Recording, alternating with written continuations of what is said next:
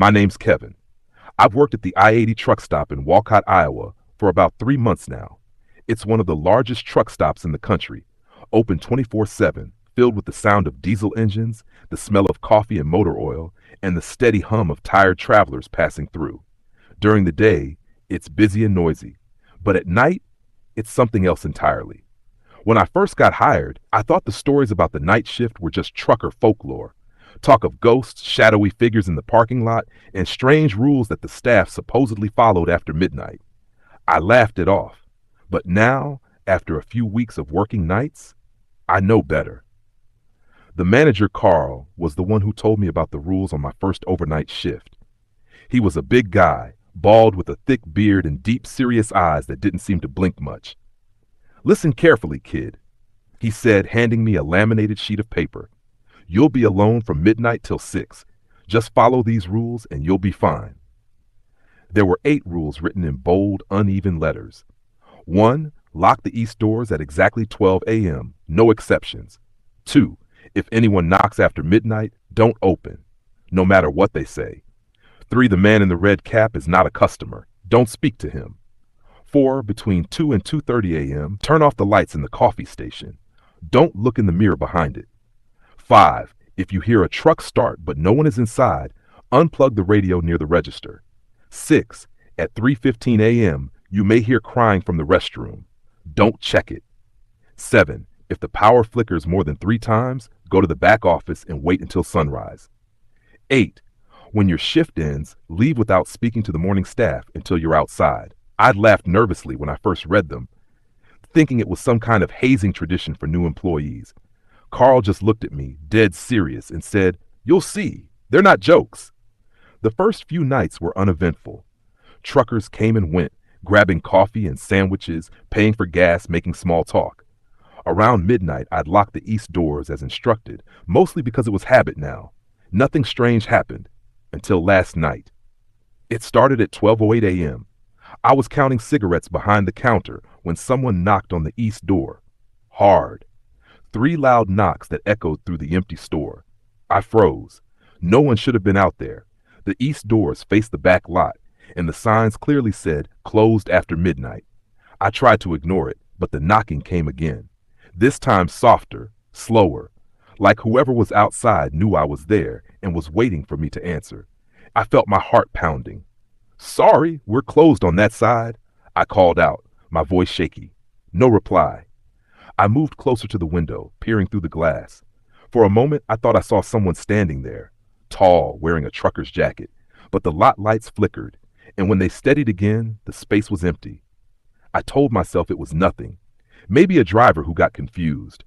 But then I noticed something on the glass, 3 wet fingerprints smeared across it, high up, almost face level. After that, I kept busy to distract myself. I brewed coffee, organized snack shelves, restocked gum, but I couldn't shake the feeling of being watched. At 2 a.m., I remembered the next rule: turn off the lights in the coffee station. It felt silly, but I did it anyway. I flipped the switch, and the hum of the lights faded, plunging the back corner of the store into dimness. That's when I heard it. A soft sound like whispering. It was faint at first, coming from the mirror behind the coffee counter. I stepped closer, trying to listen, thinking maybe the radio was left on. But no, the sound wasn't from the speakers. It was coming from the mirror itself. It sounded like voices. Dozens of them, overlapping, whispering fast, unintelligible words that made my skin crawl. I couldn't move. I just stood there, staring at my own reflection as the whispers grew louder. Then, for a brief second, my reflection didn't move with me. I jerked back, knocking over a cup. The noise broke whatever trance I was in, and the whispers stopped instantly. The mirror went still, showing only my terrified face. I backed away, heart racing, and sat behind the counter until 2:30, when the rule said it was safe again. I didn't even breathe until that half hour passed. At 3:10 a.m., the next thing happened. It started with a soft rumble outside. I thought maybe a truck was pulling in, but when I looked at the security monitor, one of the parked semis, number 34, an old white Kenworth, had its headlights on. Only no one was inside. The driver's door was open, swinging slowly. I remembered the rule: if you hear a truck start but no one is inside, unplug the radio near the register. I hurried to the counter and yanked the cord out. The second I did, the rumbling stopped. Dead silence filled the air. But then the radio turned back on by itself. It crackled with static. Then a man's voice whispered through, "You shouldn't have done that." The lights flickered once, twice, 3 times, then stayed on. I ran into the back office and locked the door, just like the rule said. I sat there shaking until the first hint of dawn appeared through the small window. When Carl came in at 6 a.m., I was still sitting there, pale and silent. He didn't ask what happened. He just looked at me and said, "You followed the rules, didn't you?" I nodded. "Good," he said quietly. "That means you'll make it through your first week." I wanted to ask him what it was, the thing that made these rules necessary, but I couldn't bring myself to. My hands were still trembling. That morning, as I walked out, I passed the east doors. The glass was clean, no fingerprints, no sign anyone had been there. But in the reflection of the glass, for just a split second, I saw a man in a red cap standing behind me, smiling. When I turned around, no one was there. And that's when I realized the rules weren't to keep something out. They were to keep us in. I told myself I wouldn't come back after that night.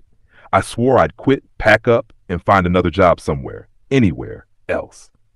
But the truth is, I needed the money. The I-80 truck stop was one of the only places hiring in Walcott that didn't ask too many questions about your past or your references. So that next evening, against my better judgment, I clocked in again at 10 p.m.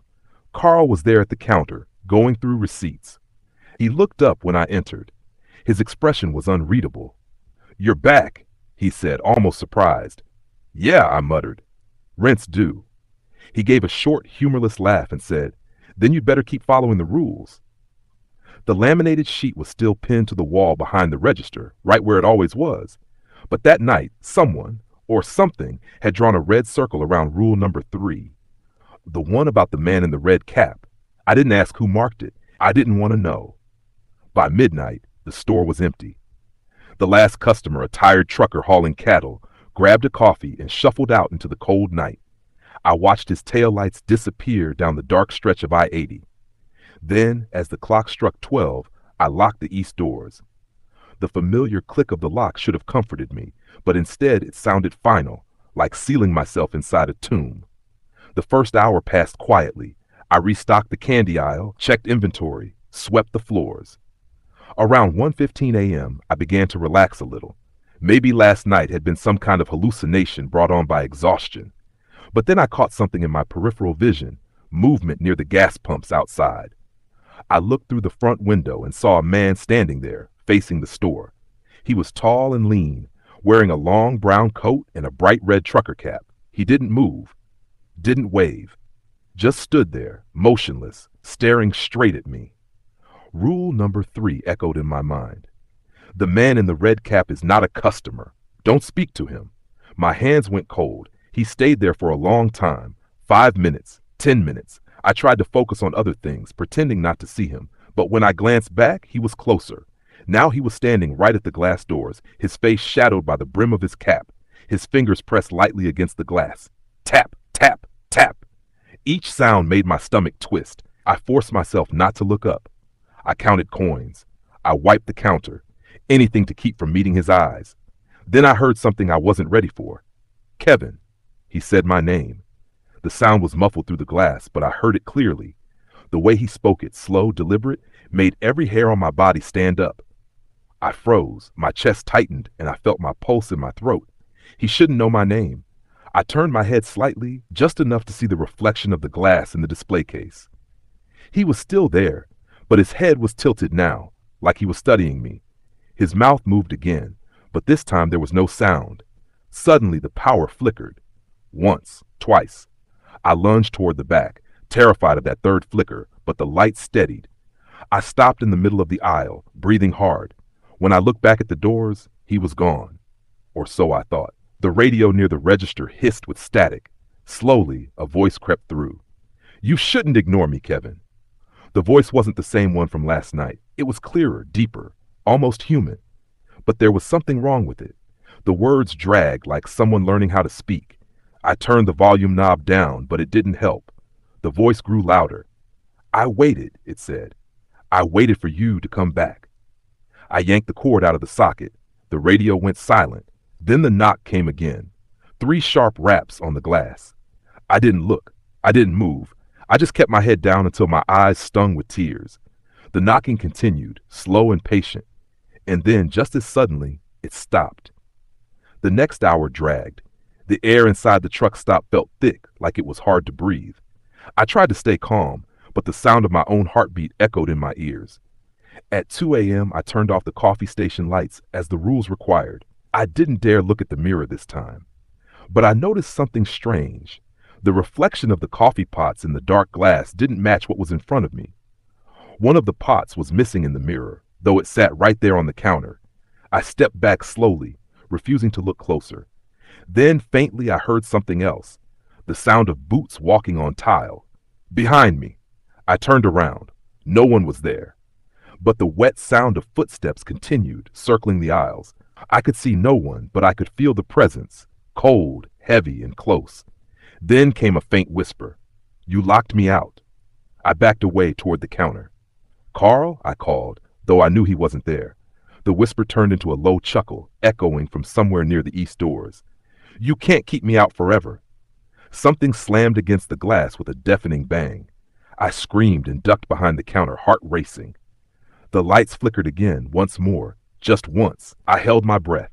When I peeked up, the door was perfectly still. No cracks, no damage, but there was a single red baseball cap lying on the floor just inside the doorway. I stared at it for a long time, unsure of when or how it had gotten inside. The air felt charged, electric.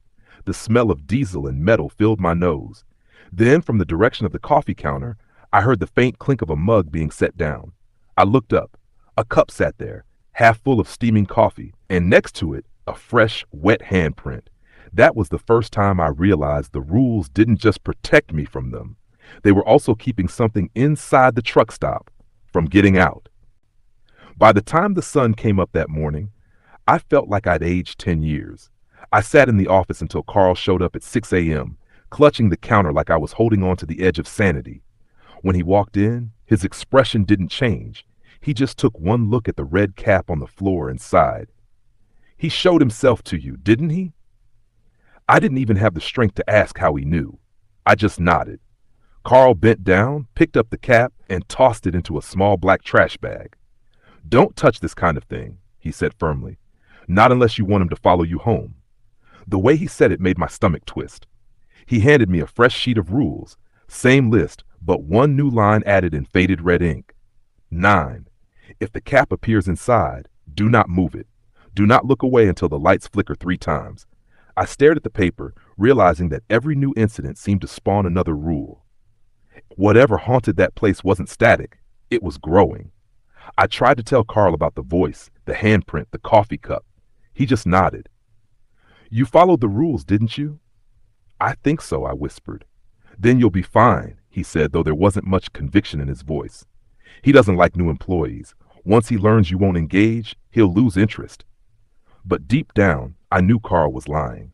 The next night, I clocked in again. My hands were trembling as I slid on my apron and stepped behind the counter. Everything looked normal. The hum of refrigerators, the faint country song playing from the overhead speakers, the glow of fluorescent lights. Still, I couldn't shake the feeling of being watched. Around 11:30 p.m., a few drivers came in, chatted about the road, bought cigarettes and coffee, and left. One of them, a grizzled man with a thick southern drawl, noticed how pale I looked. "You okay, son? You look like you've seen a ghost." I forced a smile. "Yeah, just a long week." He laughed and patted the counter. "Don't let this place get to you. I've been stopping here 20 years. Ain't nothing but wind and stories." He was gone 15 minutes later. When midnight came, I locked the east doors right on time. The metal clicked, echoing through the silence. For a moment, everything was calm, until the first flicker. The lights dimmed and returned like a weak heartbeat. I froze. Then came the second. My chest tightened. My mind screamed to run, to leave everything and bolt into the night. But the rules were clear. If the lights flickered more than 3 times, I had to go to the back office and wait until sunrise. When the third flicker came, it wasn't quick like the others. The lights dimmed and stayed that way, humming with low voltage, and in that dimness, I saw movement. At first, it was just a shadow near the aisles, tall and lean. Then it turned toward me. The same outline I'd seen outside before. The man in the red cap. Only this time, he was inside. He didn't walk. He just appeared closer every time I blinked. 1 second near the coffee station, the next behind the counter display. The hum of the freezers warped into a deep vibration that made my teeth ache. I tried to move, but my legs wouldn't respond. I could barely breathe. He was right in front of me now, face obscured by that crimson cap. His voice came out low and distorted, like static turned into words. "You shouldn't have ignored me, Kevin." My lips trembled. "What do you want?" His grin stretched unnaturally wide. "You let me in." I looked at the east door. It was still locked. "No," I whispered, "I didn't." He leaned closer, his breath cold enough to make fog rise between us. "You looked away." Then the lights went completely out. Darkness swallowed everything. The humming stopped. The air felt thick, pressing in on me. In that suffocating silence, I heard footsteps circling me, slow and deliberate. Then whispers, hundreds of them, speaking over each other. Male, female, young, old, all chanting fragments of sentences I couldn't make out. Something brushed the back of my neck. I turned and saw nothing.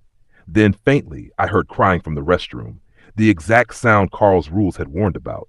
At first, I tried to ignore it, but the crying turned desperate, panicked.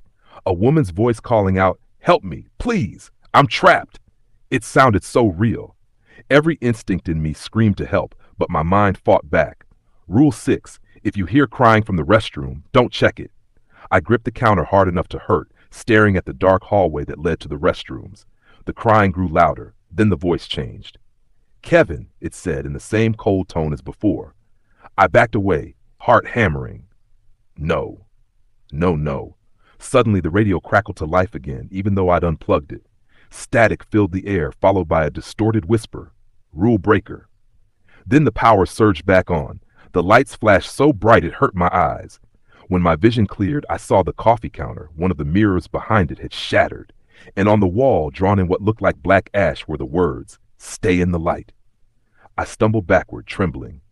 The east door was wide open now, swinging gently in the night breeze. I ran to shut it and froze. Outside, every truck in the lot had its headlights on. Hundreds of bright beams pointed straight at me, blinding me through the glass. But through that blinding light, I could see silhouettes, people standing between the trucks, dozens of them, motionless, silent, watching. Then slowly, they began to move toward the door. I slammed it shut and threw the lock, heart pounding. My fingers were slick with sweat. I backed up, tripping over something. When I looked down, the black trash bag Carl had thrown the red cap into earlier was lying at my feet, torn open. The cap was gone, and written on the inside of the bag, smeared in something dark, were the words, "He's not alone." Up until then, I thought the rules were just to keep me safe from one entity, the man in the red cap. But when I saw those shadowy figures between the trucks, standing perfectly still beneath the floodlights, I realized there was more than one of them. Carl didn't come in the next morning. It was someone else, an older woman I'd never seen before, wearing the same Navy uniform with a faded name tag that just said Marge. She looked at me with tired eyes as I sat behind the counter, pale and shaking. "Carl's gone?" I asked. She didn't answer right away. She just poured herself a cup of coffee, black and steaming, and said softly, "He's taking a break. Sometimes the stop gets heavy." I didn't understand what she meant. "Did he tell you everything?" she asked. I nodded weakly. "He gave me the rules." Marge smiled, but there was no warmth in it. "Good. Then you'll last longer than most." "Most?" I repeated. She didn't explain. She just handed me a small, rusted key. "Back room, second locker from the left. Use this only if the doors open themselves again." When I looked down, the key was stamped with the number 13. I didn't ask any more questions. That night, I showed up early, 9:30 p.m., because being alone there before midnight seemed less terrifying than walking into it after. The smell of diesel hung thick in the air, and the glow from the highway lights outside made the parking lot look like a ghostly ocean. Everything inside the truck stop looked normal, yet it felt different. The silence had a pulse to it. At 11:50, I stood near the east doors, key in hand, waiting for midnight. When the clock hit 12, I turned the lock. Click. The sound echoed through the building. And then, just like before, All at once, the air felt wrong. It started subtle, a faint static crackle like electricity in the air. Then came a low hum from outside. I walked toward the glass doors and looked out into the lot. The trucks were there, lined up in rows. But something was off. None of their engines were running, yet I could see faint trails of exhaust rising from their hoods, glowing faintly red under the lights. And then I saw them. Figures moving between the trucks.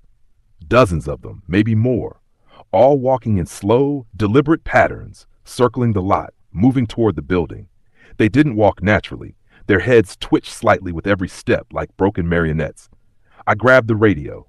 It was unplugged, but I held it anyway, whispering into it like it could somehow connect me to someone living. Marge? Carl? Anyone? Nothing but static. Then faintly I heard the bell over the door ring.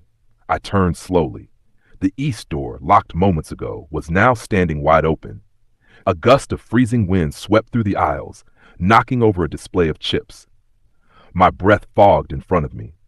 I ran forward and slammed the door shut, twisting the key Carl had given me, but it wouldn't catch. It was like something was pushing from the other side. And then I saw him again. The man in the red cap stood right outside, his face inches from the glass. The brim of his hat hid most of his features, but I could see the outline of his grin, too wide, too still. Behind him, those other figures had stopped moving. They were standing in perfect formation, shoulder to shoulder, all facing the store. My hands shook as I held the key. I remembered Marge's words. Use it only if the doors open themselves again. I pressed the key into the lock. It didn't fit at first, but then it slid in smoothly, almost like the door wanted me to use it. When I turned it, a heavy metallic click echoed, and for a moment, everything went still. The red-capped man tilted his head, as if listening to something I couldn't hear. Then he turned his gaze toward the ceiling. That's when I heard the footsteps. They were coming from above, heavy, dragging steps moving across the metal roof. Whatever it wasn't walking normally. It sounded like someone crawling with their hands and feet, scraping against the surface. I ran to the back office and locked the door. My heart was hammering so hard it hurt. The lights in the office flickered, once, twice, and then stayed dim. I grabbed the flashlight from the drawer and pointed it toward the small window that looked out onto the lot. They were still there, all of them. Only now, some were closer. Their faces were pale, featureless, like blank porcelain masks. Their heads all turned in unison toward me, though I knew they couldn't see through the one-way glass. Then, from the radio on the office desk, still unplugged, I heard whispering again. At first, it was faint, then louder until I could make out words. Open the door, Kevin. They're waiting for you. I backed away. No, I muttered. You're not real. The voice chuckled. You locked the door, but you didn't check the mirror. I froze. There was a small mirror above the filing cabinet, used for employees to check their uniforms. I turned my flashlight toward it. My reflection stared back at me, but it wasn't right. My face looked older, hollow-eyed, and my mouth was moving, even though I wasn't speaking. It whispered, "They'll come through the glass." Then the mirror cracked, just once, a single spiderweb fracture down the center. From outside, I heard the sound of shattering windows. The east doors exploded inward. The sound was deafening, the force enough to shake the floor. I dropped the flashlight, and everything went black. In the darkness, I could hear them entering, the shuffle of dozens of feet, the hiss of breath that didn't sound human. The air grew heavy, thick with the smell of rot and smoke. I grabbed the office phone and dialed 911, but before it could even ring, the line filled with static, and then the same deep voice said, "No one can hear you here." Something pressed against the other side of the office door, then a second hand, then more. The wood started to bend inward, and then, just as suddenly as it began, everything stopped. The lights came back on. The noise vanished. The glass doors were whole again, not a crack to be seen. The lot outside was empty, but the red cap was lying just outside the office door. This time there was something inside it. I leaned closer and saw a folded piece of paper sticking from beneath the brim. I hesitated, but eventually I pulled it out. It was a note, handwritten in Carl's jagged handwriting. Don't look at the cameras after 4 a.m. If you see yourself on the screen, don't let it turn around. By dawn, I could barely stand. My whole body felt hollow, like something had reached inside and drained every ounce of strength from me. That morning, when I stepped outside, the first thing I noticed was Carl's car, still parked where it had been 2 nights ago. The driver's door was open. The keys were still hanging from the ignition, but Carl was gone. I went home, locked my doors, and tried to sleep. I couldn't. Every time I closed my eyes, I saw that red cap lying outside the office door. I heard the whisper that had crawled through the radio. I saw the mirror crack and my reflection moving on its own. I didn't want to go back. I swore I wouldn't. But by evening, my phone rang. It was Marge. "You need to come in," she said. "You're on the schedule. Don't make us send someone for you." There was no threat in her tone, but something about the way she said us chilled me more than anything else. So, like a fool, I went. When I arrived at 9:45, the lights were already flickering in the aisles. Marge was behind the counter, her wrinkled hands folded neatly. "Good, you're early." I looked around. "Where's Carl?" She didn't answer at first. Then she said, "He broke a rule." "What rule?" Her gaze flicked toward the security room. "The last one. The new one. Carl's handwriting. Don't look at the cameras after 4 a.m. Marge handed me a small silver cross on a thin chain. "Keep this in your pocket. It won't save you," she said, "but it'll remind you which side you're still on." I didn't ask what that meant. I just took it and nodded. By midnight, she was gone. I was alone again. The east doors were locked. The hum of the refrigerators was steady. Everything looked fine. But the air, it had that electric stillness again, like the moment before a thunderstorm. I kept glancing at the clock. Every second dragged. At 3 a.m., I started hearing the faint tap of footsteps in the aisles again. Always just one aisle over, never close enough to see. I tried to focus on the monitors. The camera feeds flickered in shades of gray and static. A few showed the truck lot outside, empty. One showed the restrooms, another, the aisles, and one camera faced directly toward me. My stomach dropped when I saw movement on that feed. Someone was standing behind the counter. I looked around. No one was there. But on the screen, there was. It looked like me. Same uniform, same posture, only it wasn't moving quite right. Every time I turned my head, it was half a second behind. Like a delay, but slower, deliberate. The rule hit me like ice. Don't look at the cameras after 4 a.m. If you see yourself on the screen, don't let it turn around. I checked the clock. 3:58 a.m. 2 minutes. I stood up, backing away from the monitors. The figure on the screen stayed still. Then slowly it began to turn its head toward me. I panicked and lunged forward, slapping the power button on the monitors. The screens went black. I stood there, panting, staring at my reflection in the blank display. Except it wasn't my reflection anymore. The black glass showed the same face, but the eyes were wrong. They were too dark, too deep. The lips curled upward into a smile I didn't make. The screen flickered back to life on its own.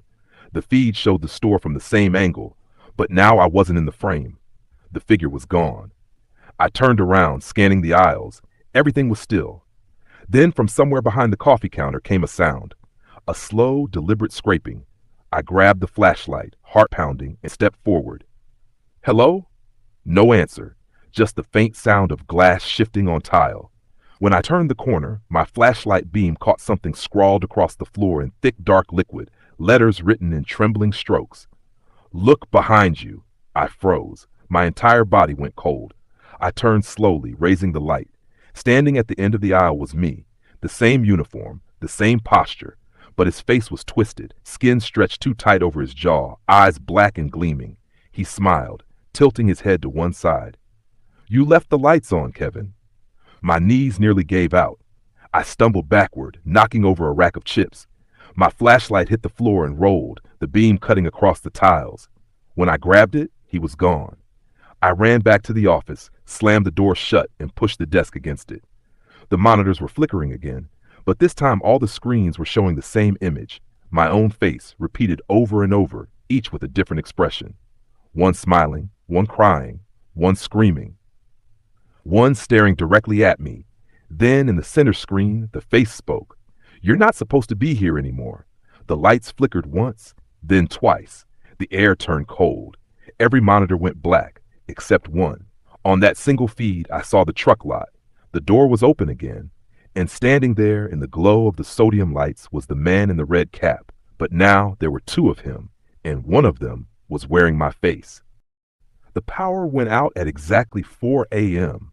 Everything went silent. The refrigerators, the hum of the lights, the faint buzz of the ceiling vents, all gone in an instant. Only the emergency light above the exit door glowed a faint, trembling red. My heart hammered in my chest as I stood in that suffocating quiet, staring at the flickering monitors. The last thing they'd shown was the truck lot. Two figures, both wearing red caps, both standing too still under the buzzing lamp. Then, static. And now, just darkness. I stood there, breathing hard, clutching the flashlight like a weapon. The silence was unbearable. Every little sound, the creak of the floor, the ticking of the clock, felt like a scream. I didn't want to move. But someone, was moving out there. Footsteps, slow, heavy, wet. They started near the frozen aisle and made their way toward the front counter. Each step echoed louder than the last. I gripped the silver cross Marge had given me. My palms were slick with sweat. Then came the whisper. Not from the radio this time, but from everywhere. It crawled along the walls, soft and almost kind. Open quote, Kevin, time to clock out. Close quote. I backed toward the door. My flashlight flickered as I aimed it down the aisle and caught a flash of red. The cap. It peeked out from behind a display shelf, just the brim visible. Then it tilted upward, slow and deliberate. I took a step back. My knees were shaking. Another whisper, closer now. Open quote, you broke the last rule. Close quote. I turned and bolted toward the back exit, the one near the storage room.